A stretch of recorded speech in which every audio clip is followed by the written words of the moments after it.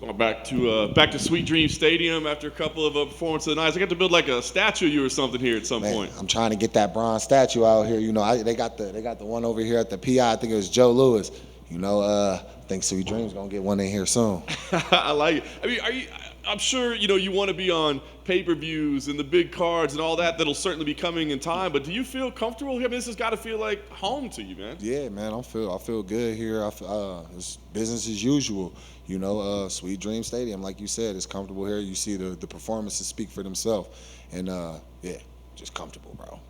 I know you've been having a little fun kind of talking about the most successful Contender Series alum, but I'm curious, is that title important to you? I mean, do you want to people to realize like you are the greatest to come off the show? Everybody entitled to their own opinion, but I just put it out there because I feel like it to me is true.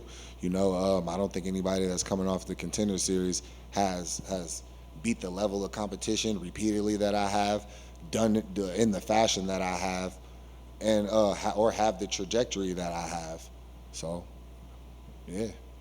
Back-to-back main events. I mean, that means something in the UFC for sure. I guess talk about the feel. I mean, is it any different? I don't know anybody else off Contender Series who got those. That's what I'm saying. So what's the feel like for you? I mean, in this role, I mean, is it kind of pressure packed, or is it comfortable, or do you hate the extra media? I mean, what's it like for you? Nah, bro. I don't put any extra pressure on myself because of the simple fact that it's still a fight. It's what I do every day. All I'm doing is what I do every day. You know, to everybody else, it makes it like, oh man, this is huge. This is a big moment. And it is. Don't get me wrong, it is. And I am understanding that, but I also understand what it takes to capitalize on that is stick to what you did to get here, you know? So I'm going to stick with that. Thiago as an opponent, I mean, obviously he's had some setbacks, but still a very dangerous guy. I mean, what do you think when you assess him? Just as you said, I feel like he is a dangerous guy. He still possesses that danger, and is still to be respected. You know, people always talk about like the Paul Craig thing. I learned respect the game, and he's going to get that respect. But know that respect comes with a lot of fucking pain and punishment. Nice. Knowing that you do have to respect that power, does that change the way you? I mean, I think about you as aggressive, as strike heavy. I mean, do you have to adjust anything based on his power and based on that respect that you have for him? Adjust anything as far as what? Everybody I fought had power. Who didn't have power that I fought? Nobody at light heavyweight. You know what I'm saying? So you got to do it. You got to deal with it the same way. Power is, everybody has power.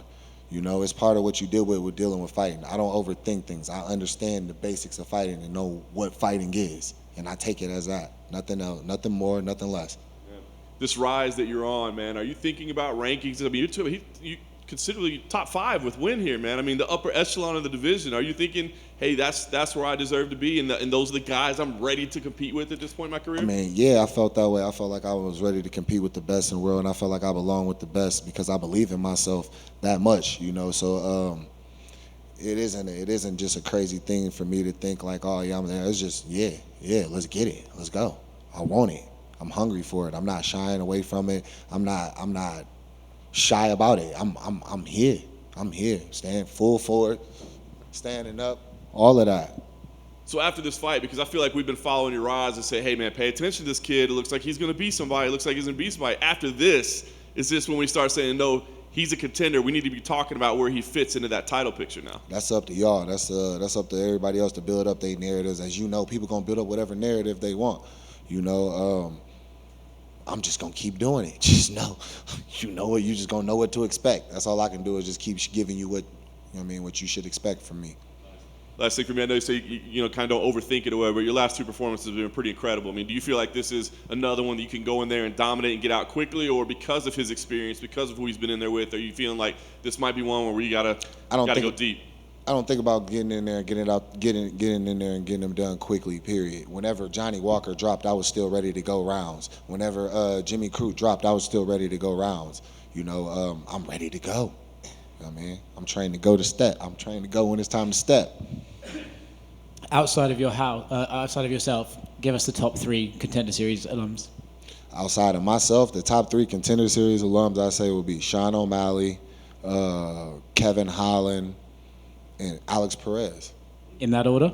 Not so much in that order, no. But yeah, just like that, you know. I don't know if you've seen him. Deontay Wilder's here today. Would it be cool to have him watch your fight on Saturday? Yeah. I did see Deontay. I actually talked to him, and I asked him if he was gonna come out Saturday. He told me he was gonna check and he was gonna see, and he might pop out if he can. Hopefully he does though. That'd be cool. That'd be cool. Hey Jamal, people say that Thiago Santos isn't the same Thiago Santos from when he fought John Jones. Do you see it that way, or do you think it's just the same guy? He's just been having off performances. I don't give a fuck. For the simple fact of, I'm not gonna sit here and be like, oh, what do you think? I'm in the gym training like, oh, he's not who he used to be, so I don't have to worry. No, I trained for him to be the best fighter in the world. I trained. That goes with that respect for the game, And I've heard people say, oh, he's not the Thiago he used to be, the old Thiago. Bro, even if he was still the Thiago Santos that stepped in front of John Jones, I'll still whoop his ass. Period. It's not gonna change what's gonna happen, at all. It was your 3-year anniversary of your Contender Series fight just 2 weeks ago. How important was that fight, and I guess kind of just reflect on that fight? It was everything. I'm not here talking to you guys. I'm not having these moments. I'm not getting these opportunities without the Contender Series. I remember it. I remember what it felt like going through and everything. And now just looking back on it is crazy. It kind of puts like it's a heartfelt feeling because it's just like, wow, I showed up, and I showed out, and I've been continuously following my word of what I said I was going to do. All those things like, bro, I used to sit and think, watch UFC, bro, and mist up in the eyes, tear, bro, chest pounding, be 2-3 o'clock in the morning, just I'll probably wake up just walking, bro, just pacing, bro, just in my head, bro, I can't explain it. You know what I mean? I truly can't explain it. And for it to come full circle like this, it didn't stop here. It only started here, and it's going. It's going. A couple of years ago, you told me that you didn't feel like the UFC were promoting you correctly, and now you're headlining your 2 last fights, man. What do you think changed? Do you think they saw this guy got it? I did what I said I was gonna do, bro. That's all of that. The way I'm promoted, all of that shit. I don't care. You know what I mean? Well, I do. I'm not gonna say that I don't. I ain't gonna say. I'm not gonna step out and say that I don't. I do, but I don't control that. I focus on the things that I control. I feel like that's what I didn't give them no choice but to see anything else. They ain't had no choice but to start putting me in these spots. I'm not gonna give them a choice, because this the beautiful thing about this sport. In basketball, you can have a off series, something you get knocked off by a team. You never really get to have to meet this team or meet that. You ain't got no choice but to run into me, bro. You ain't got no choice but to run into me, because I ain't going nowhere. And finally, for me, a couple months ago, there was a viral video of you and your manager pulling off a prank. Can you kind of talk about that? Yeah, man, he got me, man. He got me. He got with a real prankster on me. That seems to be the trend. That's how people level the playing field. They get professional help and go outside. Yeah, they played it on me smooth. We were sitting there, we were talking, discussing tickets. He's all like, yeah, well, this and that. And then somebody comes up and says something. I'm like, oh yeah. And then it's Phoenix. And in Phoenix, there are fans everywhere. They'll come up to you. You never know what they're gonna say. They offer to buy you stuff, all type of stuff. You know what I'm saying? So he just walks up and he's like, oh, I go to dap him up, and he just leaves me hanging. And he gives me this look. This look, and if you from where I'm from, that look mean a certain thing. You know what I'm saying? So he I'll try you on God. I'm like, hold on, bro. Just check your temperature real quick and see how much you really ready to boil.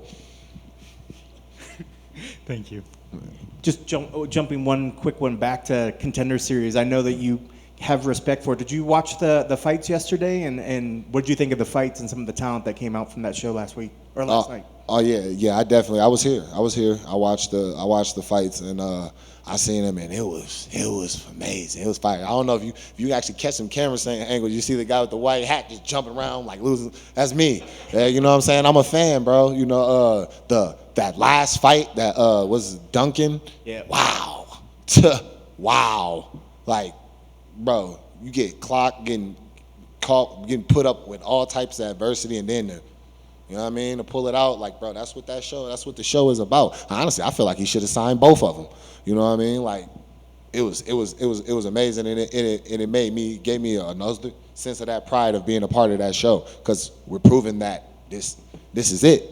And I was going to kind of ask you about that. I mean, what is it about the show? And I know they have a sense of pride, but what is it about the show? Because everybody that seems to make it through that show and have a good performance there is just having a hell of a time in the UFC. They're just running over people. Because they understand what it was. You got to think. You've been sitting, dreaming, hey, pick me.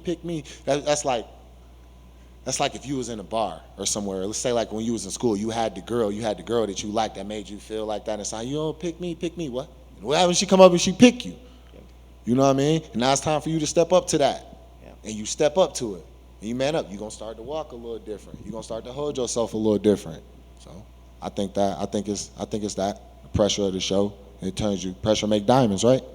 That's awesome. Best of luck.